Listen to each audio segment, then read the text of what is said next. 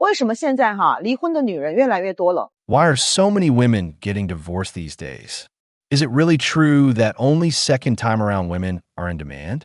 I just saw off a divorced woman who literally said her suitors could line up from Guanyin Bridge all the way to the university town. Yeah, she's divorced with a kid, but she's way hotter to men than single young girls. Sad, isn't it? Unmarried women are having a hard time finding anyone now.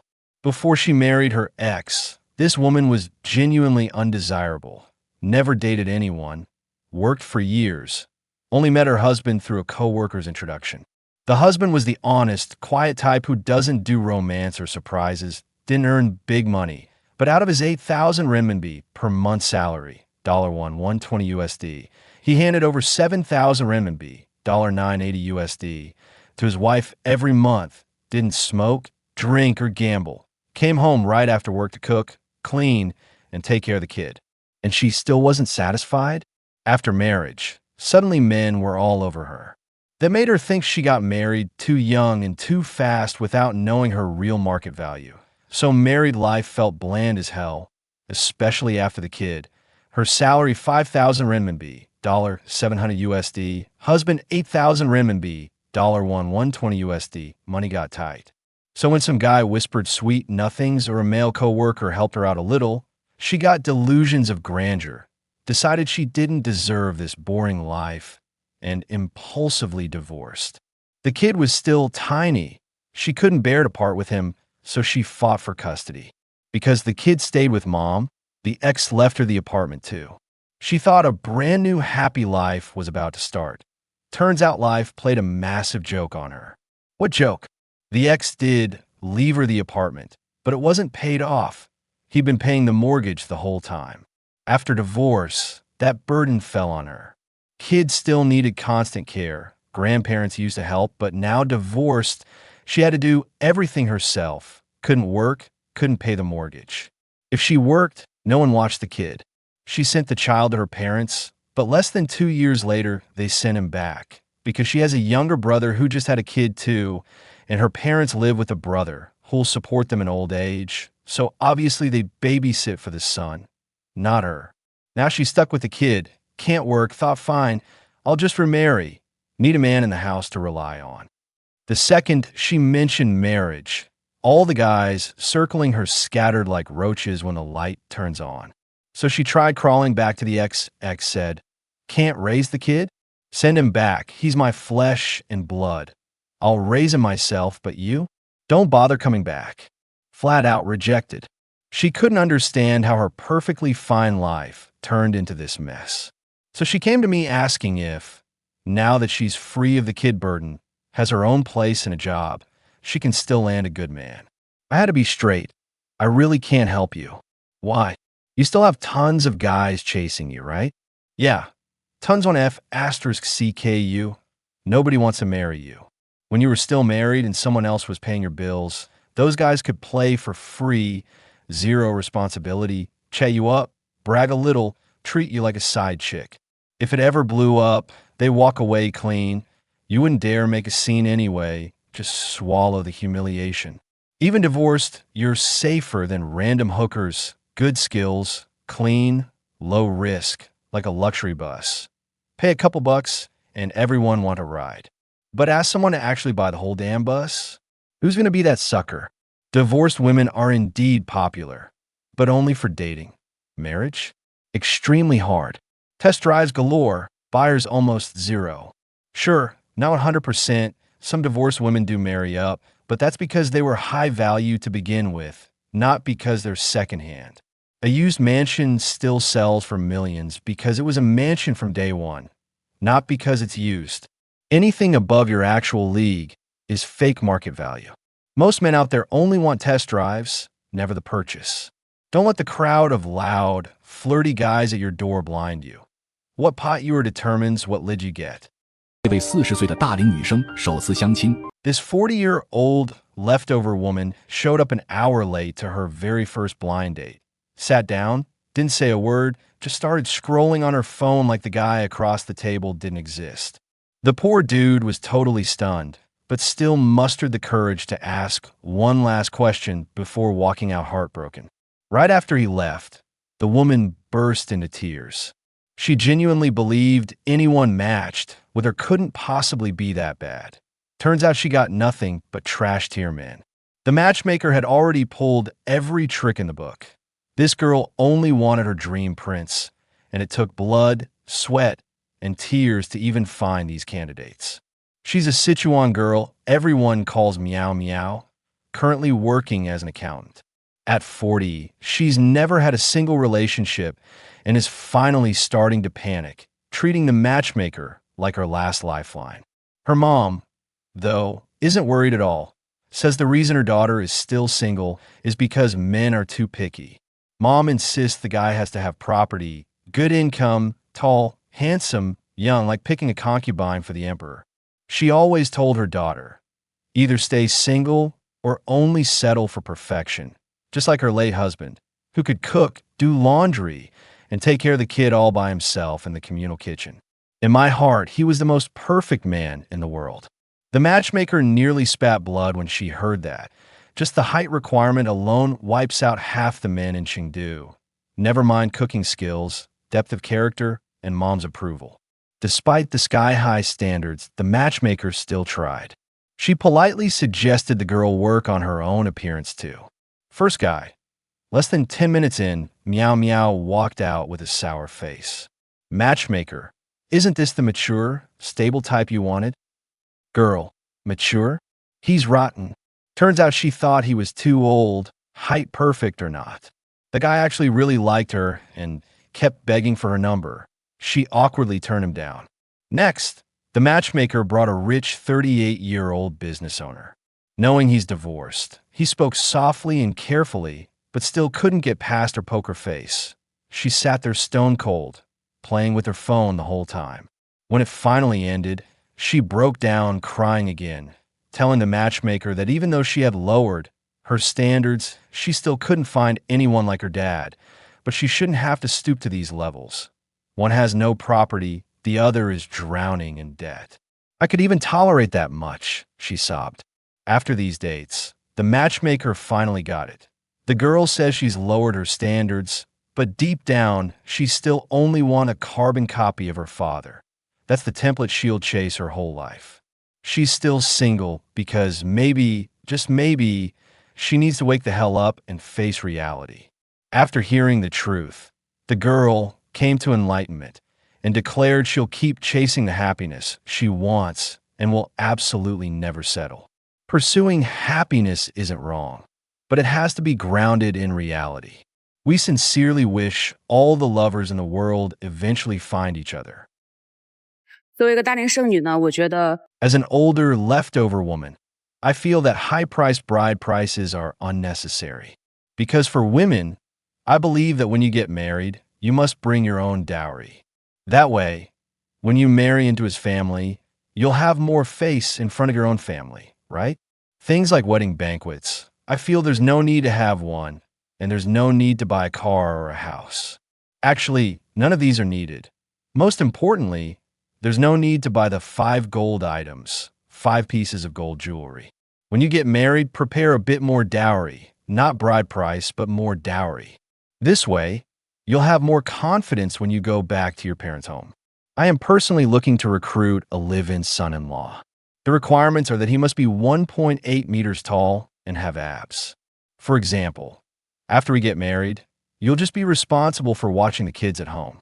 Everything in our house is smart. You won't have to do any chores. The pots and pans, the bowls, they all get cleaned automatically. Then, I think 2,000 yuan a month for spending money should be enough, which is about $281. You'll just be responsible for watching the children at home, doing some cleaning, washing the dishes, and cooking. I think that's fine. Also, let me think. I don't think socializing is necessary. You can just stay at home. You don't need to work. I think 2,000 yuan is enough to spend, which is great. 今天这条视频特别希望很多已婚的小姐妹 I especially hope that many married ladies will see this video today. Although I know many married sisters don't find my videos that pleasant to watch, especially when I say that women should learn to please their own husbands. At that point, many sisters get very upset. Ugh, you pretty boy vlogger, why should we have to please men? Sister, this is your husband, this is your man, not my man. Get it straight. Why am I posting this video today? Actually, I've rarely posted about topics concerning married life and spousal relationships recently, because every time I do, whether in the comments section or in private messages, I always get cursed at, pretty boy vlogger, always telling women to be the ones to change. I've actually discovered that the perception of some women is such that you are clearly trying to help them, but they refuse to listen and even want to kick you for it. Sometimes I feel people like that deserve what they get. Today, a sister who probably used to be a similar type, the type who couldn't stomach my videos, why did she come to me for a consultation? Because her husband cheated on her. Her husband cheated, but now not only does he refuse to admit his mistake, he also wants to divorce her. Why? This sister admitted it herself that in their 10+ years of marriage, she was indeed quite difficult, ununderstanding of her husband, and their sex life was not harmonious, which led to her husband finally being unable to bear it anymore and cheating. And now with this outcome, she's asking me what to do. Because she doesn't want a divorce, because at this moment she realizes her husband is actually quite good. In real life, there are so many sisters like this.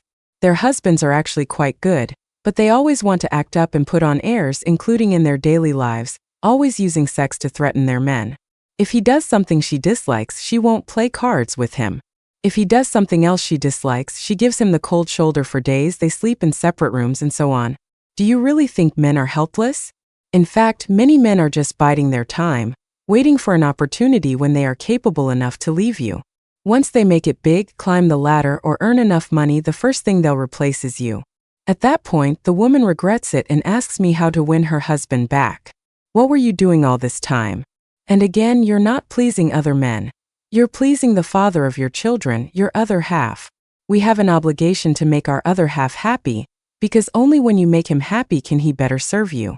For the majority of Chinese families, I'm saying the majority, not every single one, the man is still the main breadwinner. To put it bluntly, I think the attitude you have when serving your boss is sometimes much better than how you treat your husband. Some people truly treat their husbands like enemies. Your husband earns more, contributes more to the family's finances, yet many women use nonsense excuses like, you work, I work, so why should I do the housework? To demand that their husbands not play games, not do this, not do that. He earns more. He contributes more to the couple's joint property. At this point, many people will say, does earning more make him right? Yes, it does. Earning more does make him right. If you don't think so, then you try earning more. Earn multiples of what your husband makes, then have him do the housework, have him take care of the kids, and you go be a businesswoman. If you have that ability, you can absolutely find a man who will be a kept husband. If you don't have that ability and still demand gender equality, your head just isn't on straight. Many sisters' heads aren't on straight. The husband earns a lot, doesn't mess around, and then they complain he's not romantic, this and that. If your husband were so romantic, how could he have possibly been interested in you in the first place?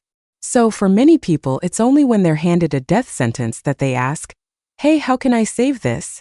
I truly feel that if you want to solve a problem, it must be done before it happens, before the worst outcome occurs. Because once it reaches the worst outcome, when a man or a woman is determined to leave you, many things you do will be of little use, with very poor results. So, to the sisters watching this, if your relationship with your husband is not very good, the first thing is to get rid of this bad habit of using sex to threaten him. For a couple to have a good relationship, first and foremost, the sex life must be harmonious. If it's not harmonious, talking a lot is useless, truly useless. Because people need to eat normally. If he's not full, he's bound to have snacks, bound to order takeout. Don't think of your husband as, oh, he's not like that. Maybe it's just that his secrecy is very good, and you just don't know about it. Of course, if you say you can turn a blind eye, that's also an option. But what if one day he's out there and meets his true love? What will you do then? He's met his true love, he's not eating takeout anymore, and he wants to kick you to the curb. What do you do then? So I really hope all you sisters will take your marital relationship seriously. Don't be brainwashed by all the toxic chicken soup online. My videos may not be pleasant to hear, I may sound harsh, and it might seem like I'm trying to please men, but in reality, sisters, I am helping you, genuinely helping you. But it's true I have a bad temper.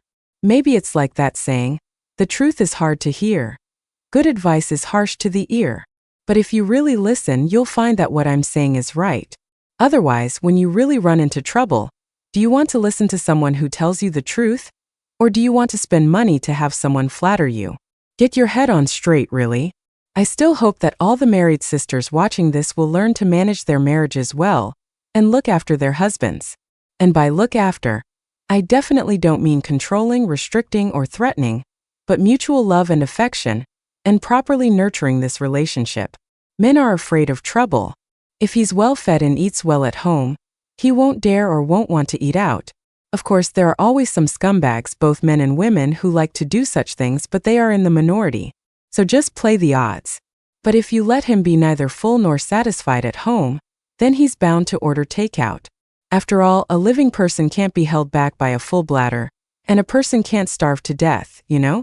当一个最了解你的人 When the person who knows you best tells you what kind of partner you should look for, and even more terrifyingly, when they describe the portrait of the person you're looking for, only then do you realize how insane this world is.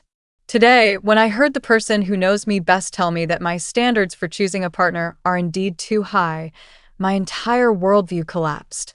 In that instant, I felt that in this life, I shouldn't have worked so hard from the very beginning. I shouldn't have been so ambitious. I should have just slacked off, acted recklessly, and been a salted fish, a slacker. Maybe then, I would have been noticed by a man early on and been married off to be a wife. I always thought my standards weren't high. I always thought the reason I couldn't find a partner was because I lacked resources, because I wasn't good at socializing, because I was too closed off. It wasn't until today, when I heard the person who knows me best tell me the reason I haven't found a partner, that I discovered my standards are indeed high. Because I've always wanted to find someone whose level of effort is the same as mine, whose effort in life is at least on par with mine. That is, however hard I work at life, the future partner I'm looking for must have the same state of diligence and ambition towards life as I do. I believed that this way, I would find a partner I'm satisfied with. But when I told this requirement to my friend who knows me best, they told me I was living in a fantasy world. A person like the one I'm looking for is impossible to find. Because firstly, at my age, with my way of thinking, and for someone who has always been so passionate about life from the very beginning like me, among men, such a man would not be left on the market until his 30s.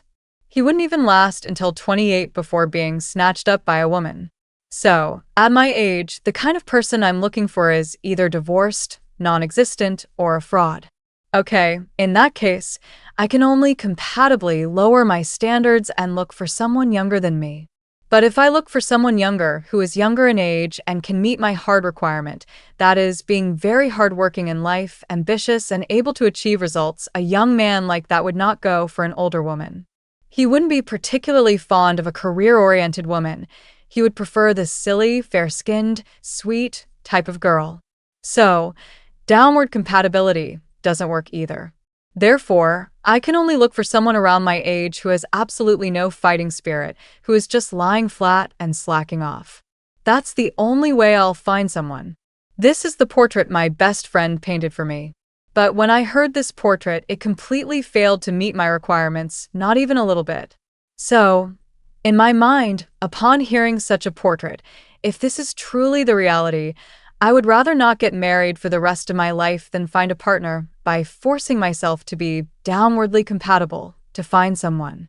Because I feel that kind of life, those days would be truly too bitter. I completely understand that feeling. It's like you've found a job with no challenges at all, and the salary is very low. You're just like a salted fish, mechanically going to and from work every day, a stable job that you don't really like, that can't give you a sense of satisfaction or challenge, and at the same time, can't provide you with a high income. How long could you do that? Going to work every day would truly feel like visiting a grave. So, if I were to look for a partner according to the portrait given to me by the person who knows me best, I can already feel how my future marriage would be, with each day feeling like a year. Staying at home every day would be like visiting a grave every day. I would genuinely be unhappy, genuinely depressed. In that case, it's better not to get married at all. 我可能大概真的要嫁不出去了。 I probably really won't be able to get married. I'm already 32 this year, still not married, and with no children. At this age, I really have to accept the fact that no man likes a woman who can't get married. Moreover, I am Suehua, the only university student from our village, but what's the use of that? Isn't it the same that I can't find a partner? The more I think about it now, the more I regret it. Why didn't I listen to my parents and get married earlier? Otherwise, I would have had 3 or 5 children by now. So to all the young girls out there, if you meet someone suitable, get married early if you can. Don't ever listen to nonsense like the best is yet to come. There will always be better and also worse. The present is what's best. When I was young, I was just too outstanding, and with so many boys pursuing me, it led to my standards getting higher and higher. I always felt that better ones were ahead, and that I had to find someone more outstanding. In the end, however, I found myself becoming worse and worse, poorer and poorer, with no better men around me. I finally became an old leftover woman, completely stuck in my own hands. I regret it. I really and truly regret it. If I were given another chance to choose, I would definitely marry myself off in my early 20s. 我说句不好听的， Let me say something blunt. In the future, it might just be women begging men to get married. Men's willingness to marry has long since fallen off a cliff compared to women's. Whether women believe it or not, this is the reality of today and the future. Today, I want to wake up a lot of women. In this year's Jinan dating market, and it's not just Jinan, basically any city has more women than men. Feminism was too aggressive in the past. Now men have woken up, and you all should wake up too. Think about it, what do men get out of marriage? For thousands of years, there have been 4 main needs.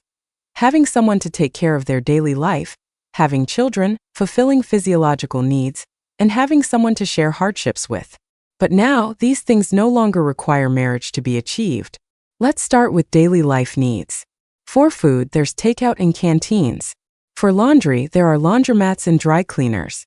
If the house is dirty, you can hire a cleaner. Men no longer need to get married to find someone to do housework. As for emotional needs, watching short-form dramas, playing video games, and chatting with online friends can all provide a sense of connection. Sometimes online friends understand you better than real-life girls. Regarding the need for children, the concept of family lineage has faded. Men have also come to terms with it. Their own comfort is what's most important, so there's no need to marry just to carry on the family name. Finally, physiological needs. Look at how open-minded society is now. You can satisfy those needs just by being in a relationship. Plus, with the 996 work culture, working 9 a.m. to 9 p.m. 6 days a week, that drive isn't as strong as it used to be. None of these 4 major needs require marriage to be solved, yet the cost of marriage is not small at all. The bride price, buying a house, raising children, and taking care of the family after marriage. If you happen to marry someone with debt, you might spend your whole life paying it off. Isn't this just treating men like money-making machines? In the end, life is not easy for ordinary people, so don't create a conflict between men and women. Whether you get married or not, isn't the core purpose to make your own life more comfortable? 兄弟们，我有一个强烈的预感。 Brothers, I have a strong premonition that today, many little fairies want to get married, forcing their boyfriends to scrape together and borrow money just to marry them. But many men have already decided to lie flat and have compromised. Can I just not get married? I won't marry you.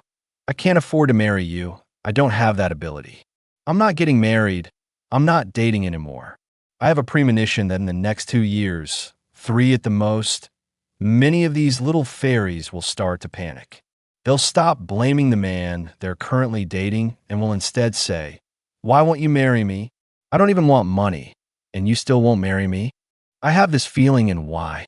Because today's matchmaking market has a 10-to-1 ratio, 10 women for every 1 man. And what's more, most men don't even show up because everyone knows it's a trap and no one is willing to go.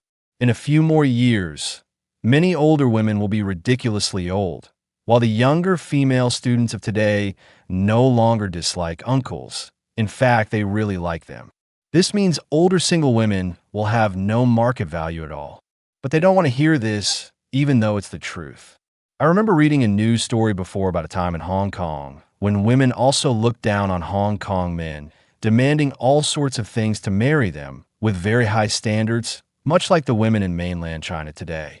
But after they got old, they could only find Filipino men, foreign men, and they were all very old men. In the end, they had no choice but to compromise. That's why I can foresee that in the future, a woman will do anything to get herself married. No bride price? Sure. No house? Sure. Renting is fine too, as long as she can get married. I have this premonition. To the women out there, don't attack me for this. Of course, if you insist, I can't stop you, but let me put in a disclaimer. This is my prediction for the future. We'll just wait and see. We'll watch and see if the future develops in the direction I'm thinking. Brothers, hang in there, bros. A beautiful life is in the future. Respect. One really ought to give this professional gold digger a prize, the vampire of the year. Someone who turned love into a zero-cost business with a level of disgust that breaks through the bottom line of human morality. Look at what she did, spending his hard-earned money like pocket cash, having full ability to work yet choosing idleness, while forcing the man to pour nearly 300,000 yuan, about 42,000 US dollars, into her over 2 years.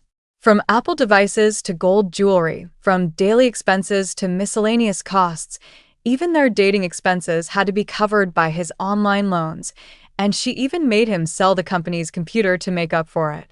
She literally turned a man earning over 10,000 yuan per month, about 1,400 US dollars, into someone unemployed and in debt, running DD 14 to 15 hours a day, yet still having to smile for her. What's worse, she strung him along with promises of marriage so he would keep paying, while secretly taking intimate photos to book hotel rooms with Crab Brother, even extorting 10,000 yuan, about 1,400 US dollars, from him using a fake pregnancy excuse. The most ironic part is that the man even praised his future mother-in-law's crab dish, not knowing it was actually gifted by his romantic rival, essentially paying out of his own pocket for someone else's affair, wearing an exceptionally heavy and humiliating green hat.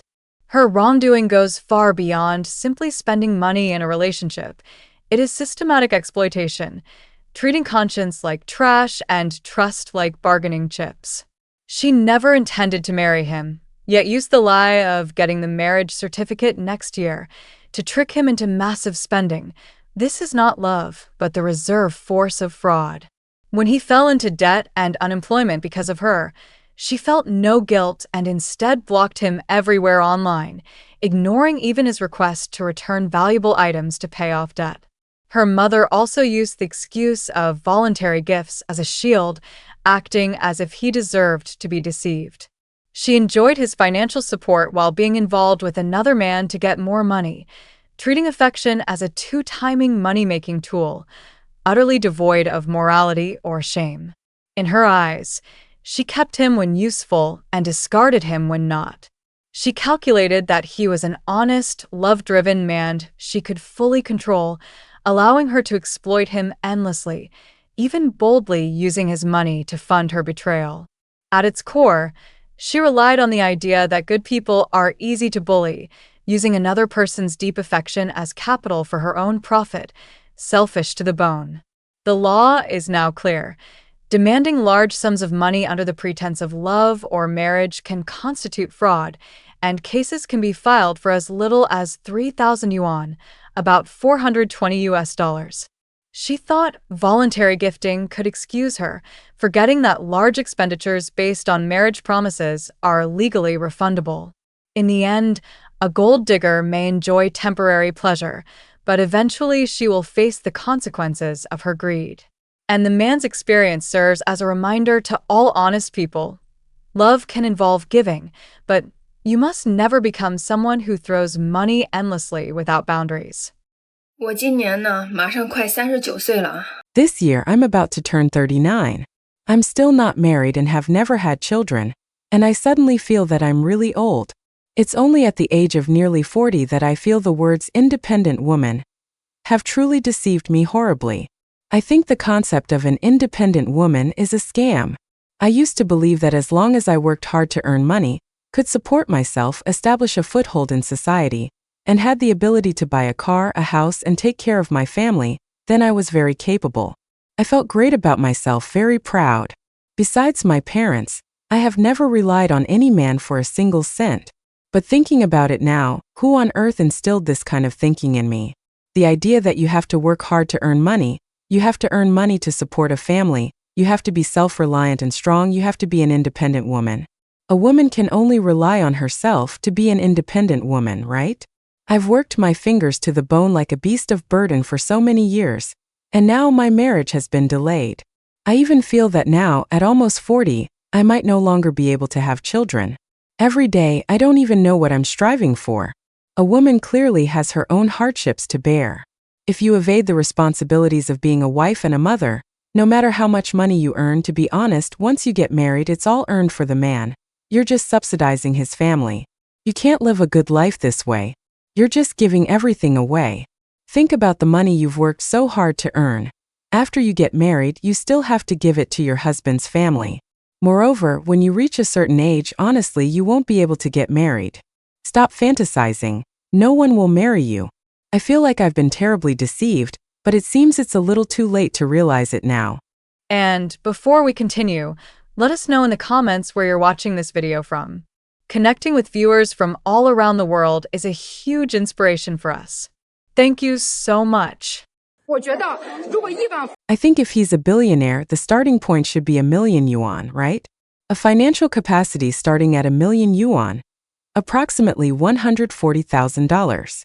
Yes, a billionaire, and you're not even willing to spend $1,000,000, then what do you take me for, right? If it's a young guy who has nothing, I actually don't care about how much money he has. So what is your stance? My stance is I can spend money on him as long as he can provide the value exchange I require. A beautiful, rich woman marries a second-generation rich man, right? A match of equals. These all express a value exchange.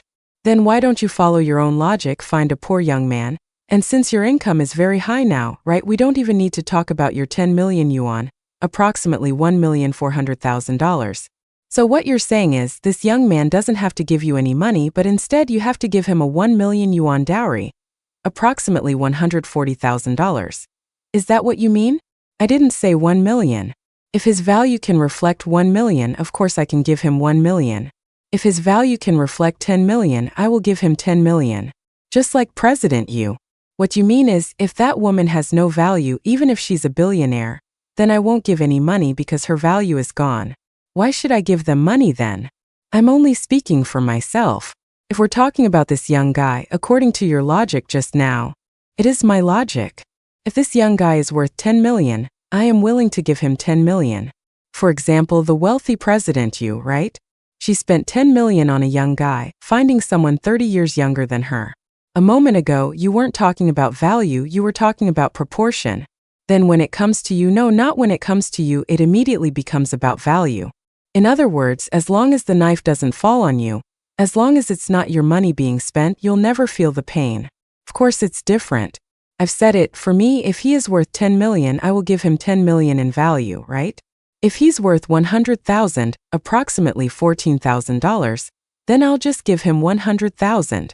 Then what if that rich man feels this woman is only worth 10 or 20,000? Approximately $1,400 to $2,800. Well, to be precise, that's the rich man's business. Is there no affection involved then? Why do you have to mention names? You have such a double standard. 为什么说现在年轻人都不愿意结婚了？ Why do people say young people don't want to get married anymore? Why? They say it's because they're crushed by high housing prices and high bride prices, right? The truth is far from that simple. You see, the underlying logic of marriage has long since changed. Yes, let's first look at some data. By the end of 2024, the single population in our country reached 240 million, and it's projected to exceed 300 million by 2025. Out of a total population of 1.4 billion, that's 1 in every 4 to 5 people being single. This is no longer just a personal issue of love and marriage. It's reshaping the future population structure, economic development, and social governance. Listen to me, okay? The pressure from reality certainly exists. Think about it. A 30-year mortgage is suffocating. Yes, and in some regions, the bride price demands a car, a house, and an additional 300,000 yuan, approximately $42,000. The average cost of raising a child to the age of 18 is 538,000 yuan, approximately $75,320, second only to South Korea. But today, let's look at it from a different angle and talk about a more core issue of mismatch, shall we? Okay. The first is a spatial mismatch. I have a female friend, born in the 90s, a graduate of a prestigious university, working in operations at an internet company with a monthly income of around 30,000 yuan, approximately $4,200. She has rejected several suitors with decent conditions. What's the reason? What is it? They just couldn't connect. She said, "I can buy my own bags and travel. Marriage isn't about finding someone to split the bills with. It's about finding a soulmate. If I can't find one, I'll take responsibility for myself. It's no big deal." You see, she currently enjoys her single life more, spending her time learning flower arrangement and working out, truly living a financially fulfilling life. Look at the clusters of older single women in the cities. They have high education levels, high incomes, and can live a good economic life on their own. So, what naturally happens to their standards for a partner? They get higher, right? They get higher. Most of them actively choose to be single. Now, take a look at the countryside, where there's a majority of older single men, right? Their education and income are limited, so they can't afford a high bride price. Coupled with the hollowing out of rural areas, there are fewer potential partners to choose from, so they're forced to be left over, aren't they? I remember when I went back to visit relatives a while ago. A relative's son, born in '93, is a programmer. Imagine this. In a second-tier city, a monthly salary of 7,000 yuan, approximately $980, that's not bad, right? It's okay. Actually, this salary is decent, isn't it? But he was broken up with by 3 girlfriends because he didn't have a house or a car. The last time I went back and chatted with him, he told me frankly, "It's not that I don't want to get married, it's that I don't even have the entry-level qualifications." Nowadays, women look at the hardware first when choosing a partner, and emotions have become an add-on. Now, he's just decided to lie flat and focus his energy on making money, saying bluntly, "Instead of trying to please others, it's better to live comfortably myself first." That makes sense, truly. The single women in the city choose to be single, while the single men in the countryside are forced to be bachelors. This tide of 240 million single people is not about money at all. It's the helpless result of a spatial mismatch. The second is a network mismatch.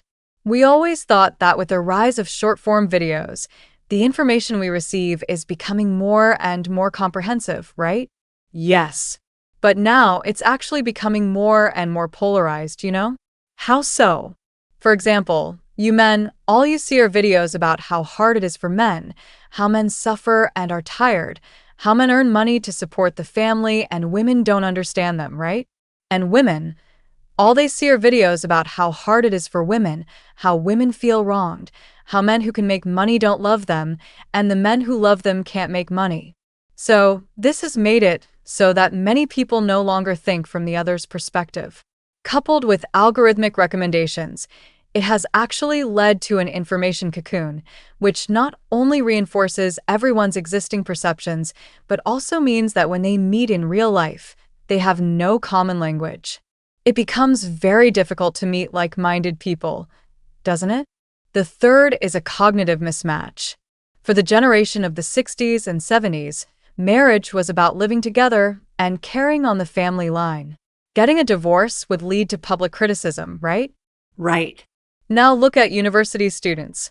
Female university students account for 52%. There are more and more highly educated women, right? Right. What they want is not just a material match, but more importantly, a spiritual connection. They can no longer be easily fooled, can they? Right. Then, the fourth is a hierarchical mismatch. Listen to me, okay? See if this sounds right to you. Okay. In the past, it was A-grade men marrying B-grade women, B-grade men marrying C-grade women, and C-grade men marrying D-grade women, leaving A-grade women and D-grade men. Now it's more extreme. Regardless of whether they are A, B, C, or D-grade women, their criteria for a partner are all set on A-grade men. B, C, and D-grade men are directly excluded. This has led to a ridiculous situation. Some people have a constant stream of partners, while others find it difficult to even be in a relationship. Many women would rather cry in a BMW than smile on a bicycle. I don't know when it started, but we all seem to have become more and more impetuous, more and more utilitarian. There's no love, no friendship, no family affection, only naked self-interest. And what does this lead to? What does it lead to? It leads to chaos. Let me tell you something.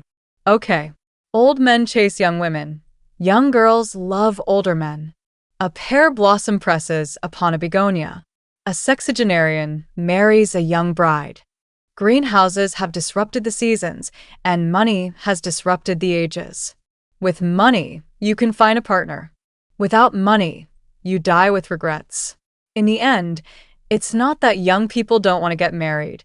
It's that they can no longer find someone with whom they can live a good life together. Through the stories we've just heard, from the regrets of a woman in her 30s realizing what she has missed, to the exhaustion of a man feeling drained by the pressures of marriage, we see a complex emotional map of modern society. It seems that all of us, both men and women, are lost in a maze of expectations, standards, and prejudices created by ourselves and by society. A great mismatch is occurring. Successful urban women are relentlessly searching for a perfect, novel-like man, while sincere men in the countryside lack the opportunity to prove their worth. Marriage, which should be the union of two souls, is now often measured by numbers, by assets and status. We speak of exchange value and the market, but we have forgotten the language of the heart. The greatest lesson, perhaps, is not about finding a perfect partner, because no one is perfect. The lesson lies in self-awareness, recognizing our own true value, understanding what truly makes us happy, and most importantly, learning to appreciate the sincere people who stand by our side. True happiness is not an endless hunt for someone better, but the courage to nurture and build a good life together with the person right in front of you. Don't let pride or the glamorous illusions on social media blind you to a warm heart and a steady shoulder. Because when night falls, what we truly need is not a luxury car or a big house, but someone who is willing to listen, someone to share with, someone we can call home. What are your thoughts on these issues? Please share your stories and reflections in the comments below. Thank you for listening. Don't forget to like, share, and subscribe to Chinese Emotion as we continue to explore more profound perspectives on love and life.